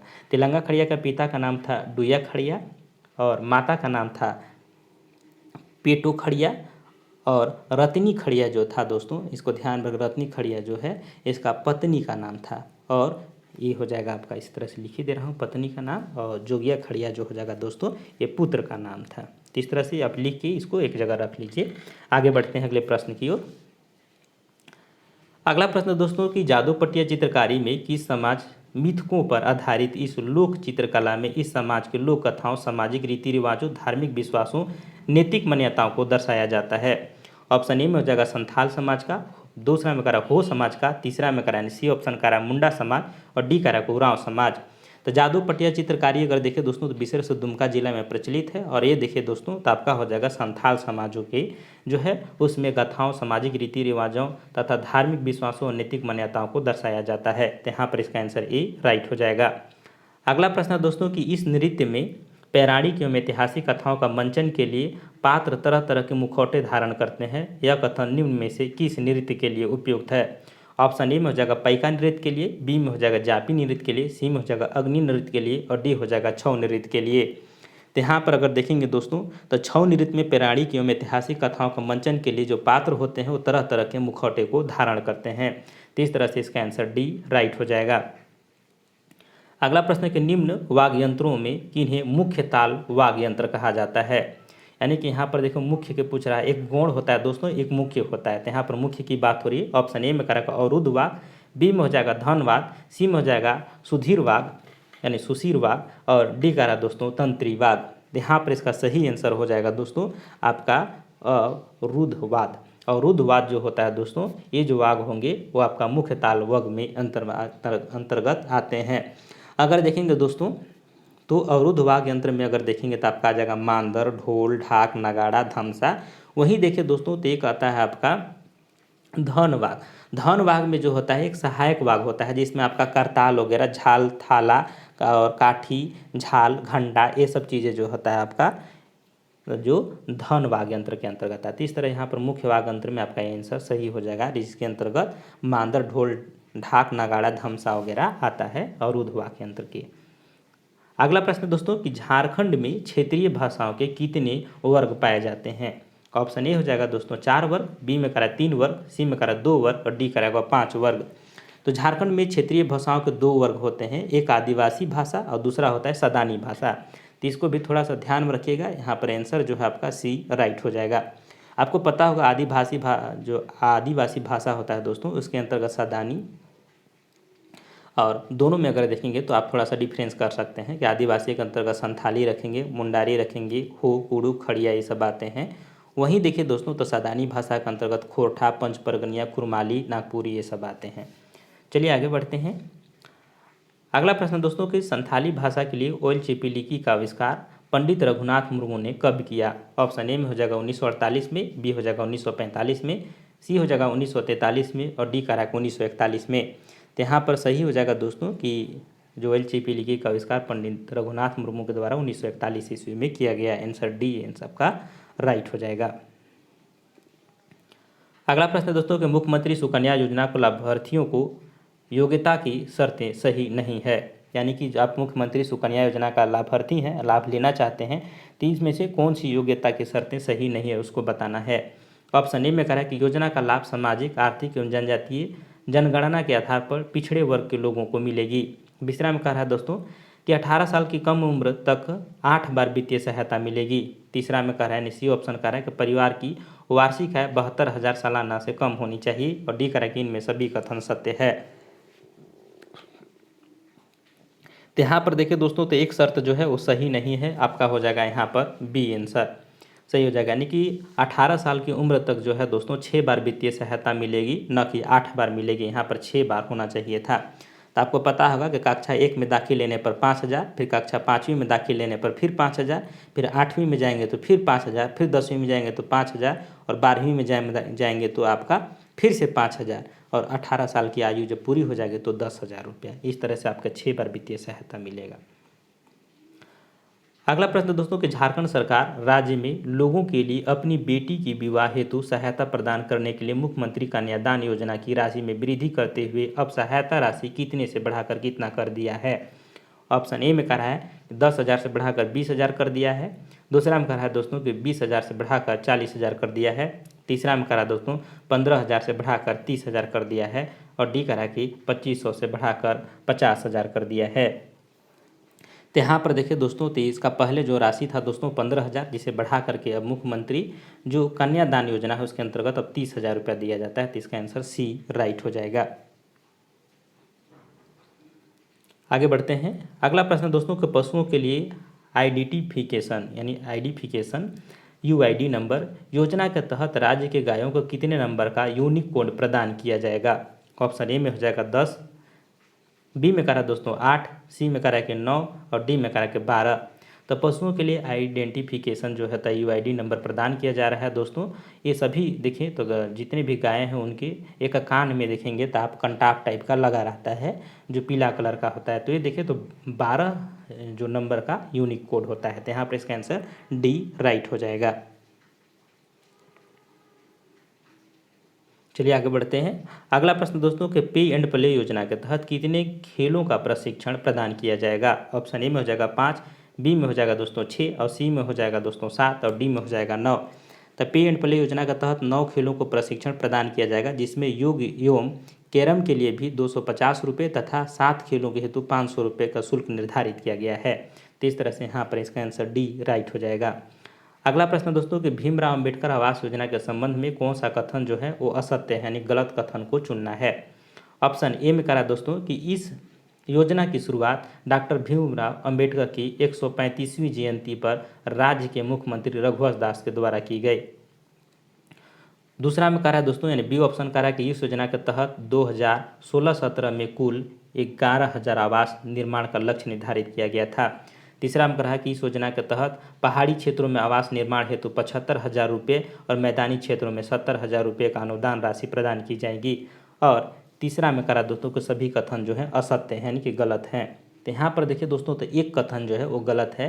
यहाँ पर पहला कथन कि इस योजना की शुरुआत जो है डॉक्टर भीमराव अंबेडकर जी की 125वीं जयंती, न कि 135वीं जयंती, यानी कि 125वीं जयंती के अवसर पर मुख्यमंत्री रघुवंश दास के द्वारा देखें तो 2016 में शुरू किया गया था। तो इस तरह से यहाँ पर 125वीं होना चाहिए था। तो ये कथन आपका गलत हो जाएगा, बाकी सभी कथन सत्य हैं। आगे बढ़ते हैं। अगला प्रश्न दोस्तों कि लाह एवं लघु वनोपज आहरण एवं विपणन योजना की कुल राशि के कितने प्रतिशत वित्तीय सहायता केंद्र सरकार द्वारा दिया जाता है? यानी कि ला और लघु वनोपज के आहरण के विपणन यानी व्यापार करने के लिए देखिए दोस्तों तो कितने प्रतिशत वित्तीय सहायता केंद्र सरकार देती है। ऑप्शन ए में हो जाएगा दोस्तों 60%, बी में हो जाएगा दोस्तों 40%, सी में हो जाएगा 50% और डी में करा 75%। तो यहाँ पर अगर सही रूप में देखें दोस्तों कि इस योजना में कुल राशि का अगर देखें तो आपका 75% वित्तीय सहायता केंद्र सरकार के द्वारा दिया जाता है, यानी कि आंसर डी राइट हो जाएगा। अगला प्रश्न है दोस्तों कि शिवाजी समाज की स्थापना किसने की थी। ऑप्शन ए हो जाएगा शिबू सोरेन ने, बी में हो जाएगा कार्तिक उरांव ने, सी हो जाएगा विनोद बिहारी महतो और डी हो जाएगा सुशील कुमार बांगे। तो यहाँ पर ध्यान में रखना है दोस्तों कि विनोद बिहारी महतो ने कुर्मी समाज के व्यापक सामाजिक कुप्रथाओं को दूर करने के लिए 1969 में शिवाजी समाज की स्थापना की थी। तो इस तरह से आपको ध्यान में रखना है कि विनोद बिहारी महतो जी ने कुर्मी समाज के व्यापक सामाजिक कुप्रथाओं को दूर करने के लिए 1969 ईस्वी में शिवाजी समाज की स्थापना की थी, यानी कि इसका आंसर सी राइट होगा। आगे बढ़ते हैं। अगला प्रश्न है दोस्तों कि कार्तिक उरांव के संबंध में कौन सा कथन जो है वो सत्य है, यानी सत्य कथन को चुनना है। ऑप्शन ए में कह रहा है कि कार्तिक उरांव का जन्म गुमला जिले के कंदोरा गांव के टीला टोली में हुआ था। दूसरा में कह रहा है दोस्तों ये ब्रिटेन के परमाणु विद्युत संयंत्र हिस के पॉइंट के प्रमुख डिजाइनरों में से एक थे। तीसरा में कह रहा है दोस्तों कि उन्होंने रांची में बिरसा कृषि विश्वविद्यालय की स्थापना में योगदान दिया था और डी करा के सभी कथन सही हैं। तो कार्तिक उरांव के संबंध में अगर देखें दोस्तों तो सभी कथन जो हो जाएंगे वो सही हो जाएंगे। अगला प्रश्न है दोस्तों कि इनमें से किस प्रकार के विलुप्त वृक्ष का झारखंड सरकार द्वारा, क्वेश्चन फिर से रिपीट कर रहा हूं दोस्तों, इनमें से किस प्रकार के विलुप्त वृक्ष का संरक्षण झारखंड सरकार के द्वारा किए जा रहे हैं। ऑप्शन ए में हो जाएगा दोस्तों शिवलिंगम, बी में हो जाएगा माखन कटोरी, सी में हो जाएगा रुद्राक्ष और डी करा के ए और बी दोनों। तो यहाँ पर सही आंसर हो जाएगा दोस्तों कि शिवलिंगन और माखन कटोरी जो विलुप्त वृक्षों की श्रेणी में है, इनका संरक्षण जो है झारखंड सरकार कर रही है। तो यहाँ पर इसका आंसर डी सही हो जाएगा, शिवलिंगन और माखन कटोरी, यानी ए और बी दोनों ऑप्शन। अगला प्रश्न है दोस्तों कि झारखंड में वन विभाग के अधिकारियों को वन विस्तार एवं वृक्षारोपण में पारदर्शिता लाने हेतु मोबाइल पर कौन सा एप्लीकेशन उपलब्ध कराए गए हैं। ऑप्शन ए में हो जाएगा प्लांटेशन मैनेजमेंट इंफॉर्मेशन सिस्टम, दूसरा में हो जाएगा दोस्तों बी ऑप्शन कि नर्सरी मैनेजमेंट ट्रांसफॉर्मेशन सिस्टम और तीसरा में कह रहा है दोस्तों कि ट्री प्लांटेशन मैनेजमेंट सिस्टम। तो यहाँ पर देखें दोस्तों डी ऑप्शन करें ए और बी दोनों। तो यहाँ पर देखिए दोस्तों तो झारखंड के जितने भी अधिकारी हैं जो वन विभाग में कार्य कर रहे हैं उनको वृक्षारोपण को पारदर्शिता लाने के लिए प्लांटेशन मैनेजमेंट इंफॉर्मेशन सिस्टम और नर्सरी मैनेजमेंट इंफॉर्मेशन सिस्टम ये दोनों को यहाँ पर ऐप लॉन्च किया गया है। तो यहाँ पर इसका आंसर जो है डी सही हो जाएगा, ए और बी दोनों। अगला प्रश्न है दोस्तों कि झारखंड राज्य गंगा नदी संरक्षण प्राधिकरण का गठन कब किया गया। ऑप्शन ए में हो जाएगा 2000 में, 2002 में, बी में ऑप्शन का रहा है दोस्तों 2005 में, सी का रहेगा 2007 में और डी का रहेगा 2009 में। तो झारखंड राज्य गंगा नदी संरक्षण प्राधिकरण देखिए दोस्तों तो साहेबगंज जिला के अंतर्गत के रांची में इसका मुख्यालय है और यहाँ पर देखें तो 2009 में इसका गठन किया गया है। तो इसका आंसर यहाँ पर डी हो जाएगा। तो इसको भी थोड़ा सा ध्यान में रखिएगा दोस्तों कि 30 सितंबर 2009 को रांची ने मुख्यमंत्री की अध्यक्षता में झारखंड राज्य गंगा नदी संरक्षण प्राधिकरण का गठन किया गया। अगला प्रश्न दोस्तों कि हिंद महासागर में उत्पन्न कुल चक्रवातों का लगभग कितना प्रतिशत बंगाल की खाड़ी में उत्पन्न होता है। ऑप्शन ए में हो जाएगा 60%, बी में हो जाएगा 70%, सी में हो जाएगा 80% और डी में हो जाएगा 90%। तो यहाँ पर ध्यान देना है दोस्तों कि हिंद महासागर में उत्पन्न कुल चक्रवातों का 80% जो है वो बंगाल की खाड़ी में तथा 20% अरब सागर में उत्पन्न होते हैं। तो यहाँ पर थोड़ा ध्यान रखिएगा कि आपका बंगाल की खाड़ी में 80% और 20% जो है दोस्तों अरब सागर में उत्पन्न होती है। आगे बढ़ते हैं। अगला प्रश्न है कि झारखंड में किस वर्ष 47% से कम वर्षा होने के कारण सभी जिले सूखे से प्रभावित हुए थे। ऑप्शन ए हो जाएगा 2009 में, बी में हो जाएगा 2010 में, सी का 2011 में और डी का दोस्तों 2012 में। तो इसका आंसर सही हो जाएगा दोस्तों झारखंड के सभी जिले 2010 में सूखे से प्रभावित हुए थे, जिसके परिणाम स्वरूप 10 लाख हेक्टेयर भूमि पर धान की कृषि नहीं हो सकी थी। तो इस तरह से यहाँ इसका आंसर बी राइट हो जाएगा। अगला प्रश्न दोस्तों कि राज्य के कितने जिले वनाग्नि से सर्वाधिक प्रभावित हैं, यानी कि राज्य के ऐसे कितने ज़िले हैं जहां पर जंगल में आग लगा दिया जाता है, यानी कि जंगल आग से प्रभावित है। ऑप्शन ए में हो जाएगा दोस्तों 6 जिले, बी में हो जाएगा 7 जिले, सी में हो जाएगा 9 जिले और डी हो जाएगा 11 जिले। तो यहाँ पर सही आंसर हो जाएगा दोस्तों कि राज्य में अगर देखें दोस्तों तो 9 जिले हैं वनाग्नि से सर्वाधिक प्रभावित है, जिसमें आपका गढ़वा, पलामू, चतरा, लातेहार, हजारीबाग, पूर्वी सिंहभूम एवं पश्चिमी सिंहभूम, सिमडेगा और गुमला, ये जिले आपके आते हैं। अगला प्रश्न दोस्तों का ISM धनबाद इनमें से किस आपदा के लिए कार्यरत है? ऑप्शन ए में हो जाएगा सूखा के लिए, बी में हो जाएगा खनन के लिए, और सी में हो जाएगा लाइटिंग के लिए, और डी में हो जाएगा बाढ़ के लिए। तो ISM जो धनबाद है दोस्तों ये आपका खनन की आपदा के लिए कार्यरत है। तो यहाँ पर इसका आंसर जो है बी आपका राइट हो जाएगा। चलिए 3-4 प्रश्न हैं, खत्म हो गए हैं प्रश्न दोस्तों। अगला प्रश्न दोस्तों कि झारखंड सरकार ने Olympic project Jharkhand state sport promotion society के लिए कितनी राशि की स्वीकृति प्रदान की है?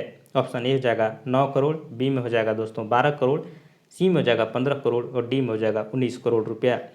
तो यहाँ पर देखेंगे दोस्तों कि झारखंड सरकार द्वारा देखें तो आपका टोटल जो है 18 करोड़ रुपये का जो है स्पोर्ट प्रमोशन सोसाइटी के लिए राशि की स्वीकृति मिली थी, जिसमें से 9 करोड़ जो है वो राज्य सरकार वहन करेगी और शेष जो है 9 करोड़ रुपया जो है वो सेंट्रल कोल फील्ड लिमिटेड यानी CCL वहन करेगी, यानी कि 9 करोड़ का CCL 9 करोड़ रुपया देगा और 9 करोड़ झारखंड सरकार देगी।